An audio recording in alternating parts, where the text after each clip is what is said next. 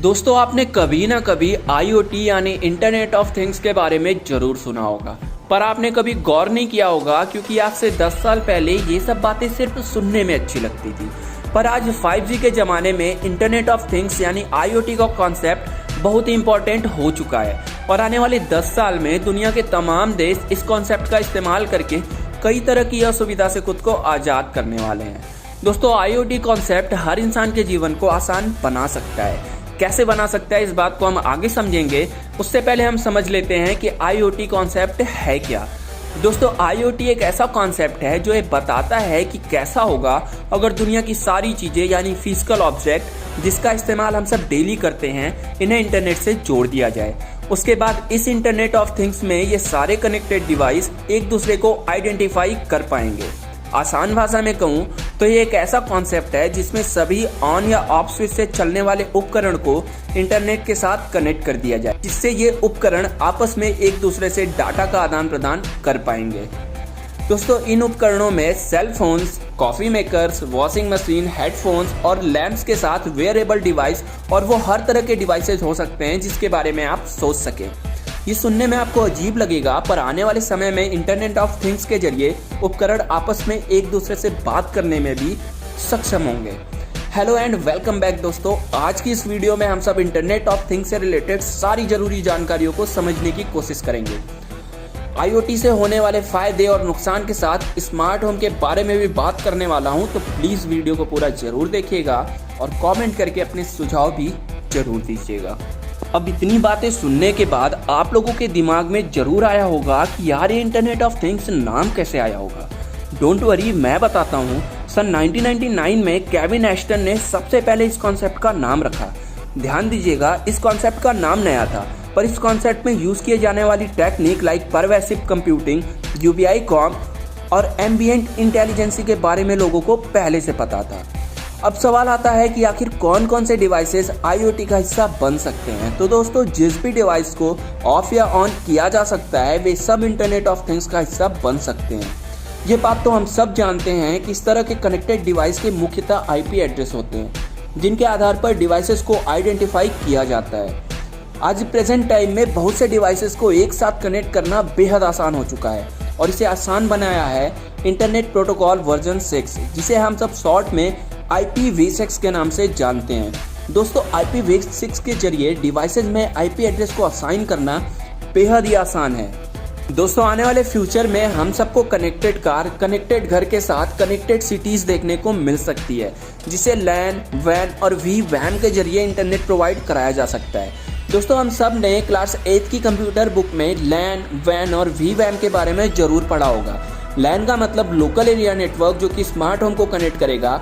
WAN मतलब wide area network जो कि कार और अलग अलग तरह के व्हीकल को आपस में कनेक्ट करेगा। और vWAN का मतलब वेरी वाइड एरिया नेटवर्क जो कि स्मार्ट सिटीज़ को कनेक्ट करने में मदद करेगा। दोस्तों आगे बढ़ते हुए मैं आपको बताना चाहता हूँ कि इंटरनेट ऑफ थिंग्स कैसे हमारी मदद कर सकता है। दोस्तों इंटरनेट ऑफ थिंग्स हमें हमारे फिजिकल और मेंटल हेल्थ के लिए बेस्ट पॉसिबल फीडबैक प्रदान करा सकता है, मोबिलिटी पैटर्न में बेस्ट पॉसिबल डिसीजन प्रदान करा सकता है। इसके साथ ही IoT लोकल प्रोवाइडर्स को बेस्ट पॉसिबल कनेक्शन दे सकता है और रियल टाइम मॉनिटरिंग में बेस्ट पॉसिबल रिसोर्स एलोकेशन भी प्रदान करा सकता है। दोस्तों IoT हमें ऐसी अपॉर्चुनिटी प्रदान करता है जिससे हम ज़्यादा कुशलता से अपने काम कर सकें, जिससे कि हमारे समय की भी बचत हो और उसके साथ पैसों की भी, वही हमारा काम भी आसानी से हो जाए। दोस्तों इन सब बातों के अलावा IoT हमें इंडस्ट्री में भी बहुत से बेनिफिट प्रदान करता है। कैसे, आइए समझाता हूँ। नंबर 1, अनप्रेसिडेंटेड कनेक्टिविटी का होना।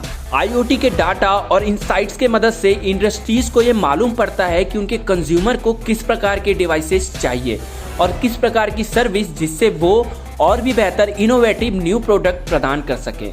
इसके साथ वो अपने कॉम्पिटिटर्स के तुलना में ज़्यादा अच्छे सर्विस प्रदान कर सकें। Number 2, increased efficiency. जैसा कि हम सब जानते हैं कि IoT नेटवर्क बहुत ही स्मार्ट और इंटेलिजेंट होते हैं जो कि रियल टाइम डाटा एम्प्लॉयज़ को प्रदान करते हैं, जिसमें ऐसी इंफॉर्मेशन भी होती है जिससे कि डे टू डे एफिशिएंसी और प्रोडक्टिविटी को ऑप्टिमाइज किया जा सके। Number 3, cost saving. IoT device बहुत ही एक्यूरेट डाटा प्रदान करते हैं और ऑर्गेनाइजेशन को ऑटोमेटेड वर्क फ्लो भी प्रदान करते हैं, जिससे वो उनके ऑपरेटिंग कॉस्ट और एरर्स को मिनिमाइज कर सके। Number 4, time saving. Smart devices के कनेक्ट हो जाने से वो अलग अलग ऑर्गेनाइजेशन को, सिस्टम को और प्रोसेस को इन्हेंस करने में मदद करते हैं, जिनसे उनकी बहुत सी समय की बचत हो जाती है। दोस्तों, IoT के जितने फायदे हैं उतने नुकसान भी हैं। प्रेजेंट टाइम को देखकर आप लोग अच्छे से समझ चुके होंगे कि टेक्नोलॉजी का कितनी तेजी से विकास हो रहा। ऐसे में अगर इसे समय रहते कंट्रोल नहीं किया गया तो आने वाले भविष्य में ये मानव जाति को कंट्रोल करने लगेंगे, जिससे कि भारी नुकसान होने की संभावनाएं बन सकती हैं। आप लोग इस बात से अंदाजा लगा लीजिए कि साल 2020 तक तकरीबन 7 बिलियन ऐसे डिवाइसेस हैं जो कि बिल्कुल भी सेफ नहीं है। मैन्युफैक्चरर्स को इसे 2021 से पहले सिक्योर करना पड़ेगा। दोस्तों, सभी चीज़ें जो कि इंटरनेट से कनेक्टेड हो उन्हें हैक किया जा सकता है। ऐसे में IoT भी इसमें शामिल है। ऐसे बहुत से सीन आप लोगों ने मूवीज़ में देखे होंगे जहां की हैकर्स कैसे ऑनलाइन बहुत से साइट्स को हैक कर लेते हैं। यदि सभी चीज़ें ऑनलाइन से लिंक हो जाएंगी तब बहुत से प्राइवेसी इशू होने के बहुत ज़्यादा चांसेस बढ़ जाएंगे। भविष्य में इंटेलिजेंस सर्विस इस इंटरनेट ऑफ थिंग्स का इस्तेमाल identification, service launch, monitoring, location tracking और रिक्रूटमेंट ट्रैकिंग के लिए कर सकते हैं और नेटवर्क्स के ऊपर एक्सेस गेन करने के लिए भी कर सकते हैं, जिससे कि ये एक अलग तरह की वॉर भी बन सकती है।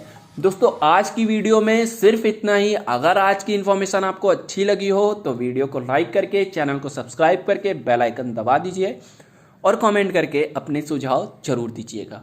मिलते हैं नई वीडियो में नई इन्फॉर्मेशन के साथ।